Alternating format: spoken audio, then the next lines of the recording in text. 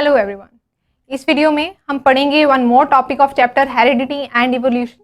Heredity और evolution का जो मेन बेस है वो हमें पता है वेरिएशन है। तो बेसिकली हम इस वीडियो में पढ़ेंगे अबाउट टाइप्स ऑफ वेरिएशन। अगर अभी तक आपने नहीं देखा है कि वेरिएशंस क्या है, उस कंसेप्ट के बारे में आप नहीं जानते, तो अभी रजिस्टर कीजिए हमारे वेब पोर्टल पर विच इज abhyasonline.in। वहां पर जाकर आप उन वेरिएशंस के ऊपर डिटेल वीडियो है उसे देखिए और समझिए कि वेरिएशंस क्या है। इस वीडियो में हम पर्टिकुलरली पढ़ेंगे अबाउट टाइप्स ऑफ वेरिएशन।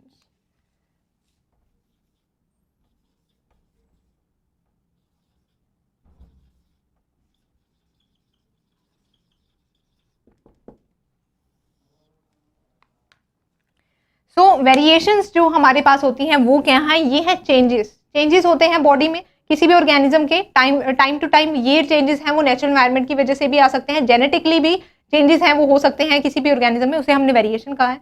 किसी भी पर्टिकुलर स्पीशीज के डिफरेंट ऑर्गेनिजम्स भी आपस में डिफर करते हैं इन वेरिएशंस की वजह से। तो बेसिकली वेरिएशंस कितने टाइप की होती हैं वो देख लेते हैं। There are basically two types of variation, one is known as genetic और germinal and other one is somatic. तो यहाँ पर जेनेटिक और जर्मिनल है, जर्म सेल्स होते हैं उससे हमारे क्या है आगे गेमीट्स बनते हैं, तो इसलिए जर्मिनल भी बोल देते हैं इसे। जेनेटिक है क्योंकि यहाँ पर कुछ ना कुछ हमारे डीएनए में चेंजेस आते हैं। ठीक है, ये वेरिएशंस वो हैं जो कि नेक्स्ट जनरेशन तक भी जाती हैं, क्योंकि बेसिकली जो डीएनए नेक्स्ट जनरेशन तक जाना है, जो जेनेटिक मटेरियल है जो नेक्स्ट डॉटर सेल्स में जाना है, उसी में चेंजेस आ जाती हैं, उसी में वेरिएशन आ जाती है।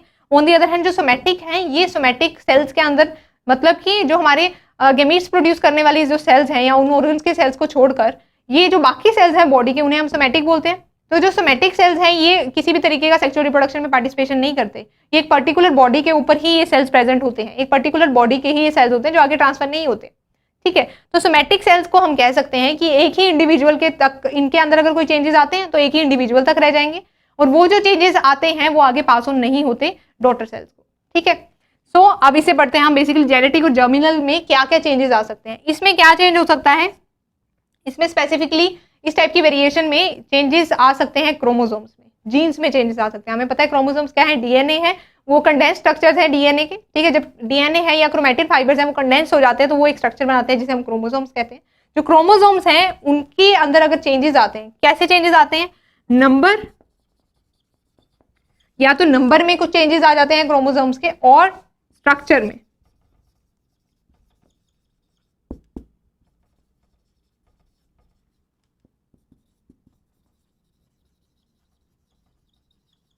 ठीक है, नंबर है और स्ट्रक्चर के अंदर अगर चेंजेस आ जाते हैं क्रोमोसोम्स के, तो उससे क्या है जेनेटिक या जर्मिनल वेरिएशन है वो बन सकती है। अब यहाँ पर नंबर और स्ट्रक्चर से कैसे समझेंगे हम। नंबर है कि अगर क्रोमोसोम्स हमें पता है कि कितने प्रेजेंट होते हैं, 46 क्रोमोसोम्स हमारी बॉडी में प्रेजेंट होते हैं, सेल में प्रेजेंट होते हैं, उसको हम 23 पेयर्स भी बोल देते हैं, जिसमें से 1 पेयर है वो सेक्स क्रोमोसोम्स का होता है, बाकी को हम ऑटोसोम्स बोलते हैं।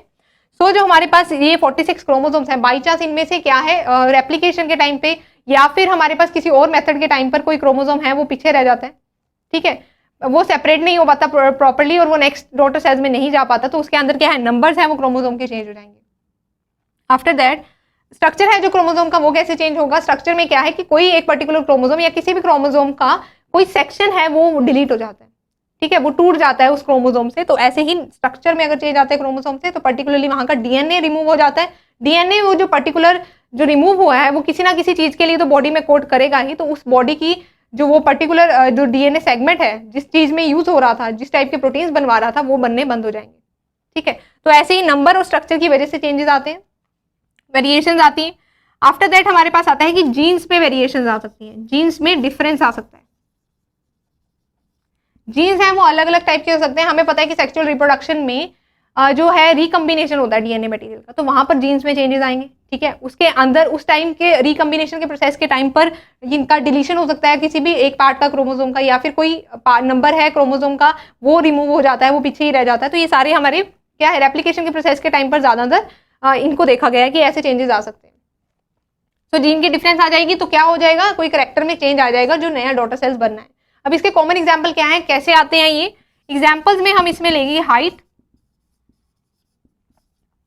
एंड आई का एग्जाम्पल। आई का जो कलर है, तो आई का जो कलर है और जो हाइट है वो हमने देखा कि पेरेंट से हमारा मैच नहीं करता। समटाइम्स है जो डॉटर सेल्स है, सॉरी जो डॉटर ऑर्गेनिजम्स प्रोड्यूस हुए हैं उनकी जो आई का कलर होता है वो डिफरेंट होता है than that of their parent. तो ये किस वजह से हो सकता है? ये होता है ड्यू टू द जेनेटिक और germinal variation. After that somatic variation है जिन्हें मैंने कहा है कि पास ऑन नहीं होती। ये जो वेरिएशन है वो इस बेसिस पर आती है कि एक पर्टिकुलर इंडिविजुअल है वो किस कंडीशन में रह रहा है, ठीक है, उसके ऊपर क्या स्ट्रेस है, किस किस टाइप की वो कंडीशंस हैं, या उसे फूड मिल रहा है नहीं मिल रहा है, एक पर्टिकुलर इंडिविजुअल को ही इस टाइप की वेरिएशन है वो इफेक्ट करती है। तो इसके अंदर क्या है? वेरिएशंस।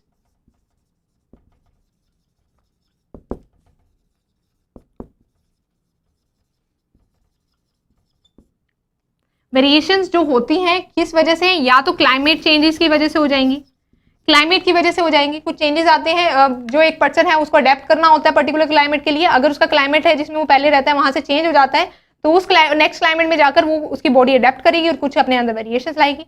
तो उस टाइप की वेरिएशन है, एक लॉन्ग टर्म वेरिएशन ये नहीं होती है, ठीक है, और ये पास ऑन भी नहीं होती है। तो क्लाइमेट की वजह से हो सकती है वेरिएशन, फूड की वजह से हो जाती है, फूड किस टाइप का मिल रहा है, वो नेचुरल ऑर्गेनिक फूड खा रहे हैं या फिर वो जंक फूड खा रहे हैं, तो उसके बेसिस से भी बॉडी है वो अडेप्ट कर जाती है ऑर्गेनिक किसी भी इंडिविजुअल की। तो फूड है, फूड के चेंजेस हैं वो भी वेरिएशन कोज करेंगे, क्लाइमेट के चेंजेस हैं वो भी वेरिएशन कोज करेंगे। इंटरेक्शंस,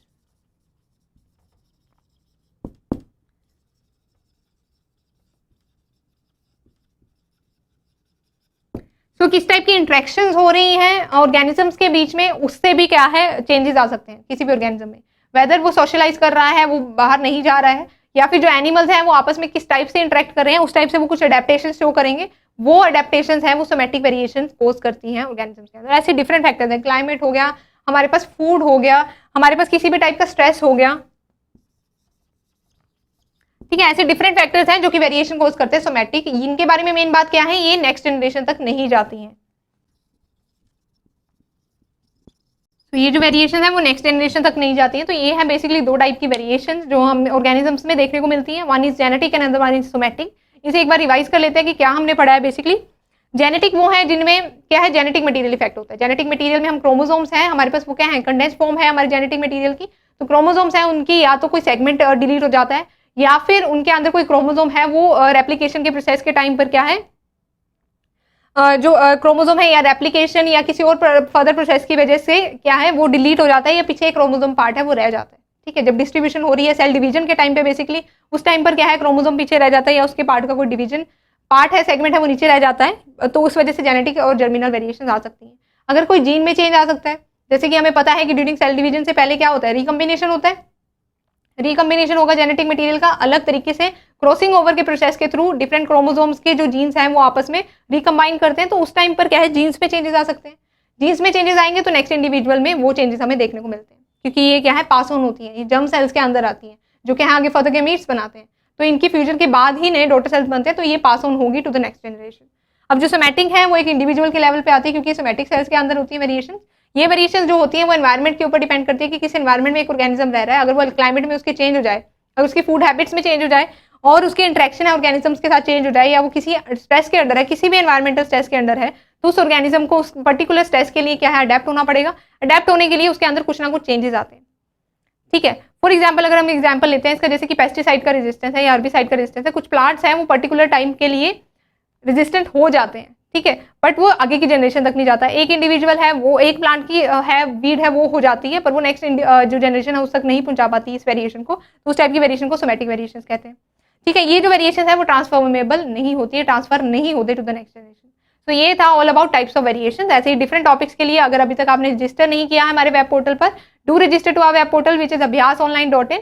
वहां पर जाकर आप हर कंसेप्ट पढ़िए, हर सब्जेक्ट के वहाँ पर सब टॉपिक्स हैं। एक चैप्टर को फर्दर काफ़ी सारे छोटे छोटे कंसेप्ट्स में तोड़ा गया है। उन कंसेप्ट्स को आप टाइम लीजिए, आराम से अपने पेज पर पढ़िए, पढ़ने के बाद उन पर टेस्ट दीजिए। टेस्ट देने के बाद आपको एक प्रॉपर एनालिसिस मिलेगी। एनालिसिस के अंदर आपको एक प्रॉपर वीक एरियाज पता लगते हैं, आपके मॉडरेट एरियाज पता लगते हैं, स्ट्रॉन्ग एरियाज पता लगते हैं। अगर आप पर्टिकुलरली अपने वीक एरियाज पर काम कर लेते हैं तो ऑटोमेटिकली आप किसी भी एग्जाम में अच्छा स्कोर कर पाएंगे। तो अगर अभी तक आपने रजिस्टर नहीं किया है, do register to our web portal which is abhyasonline.in।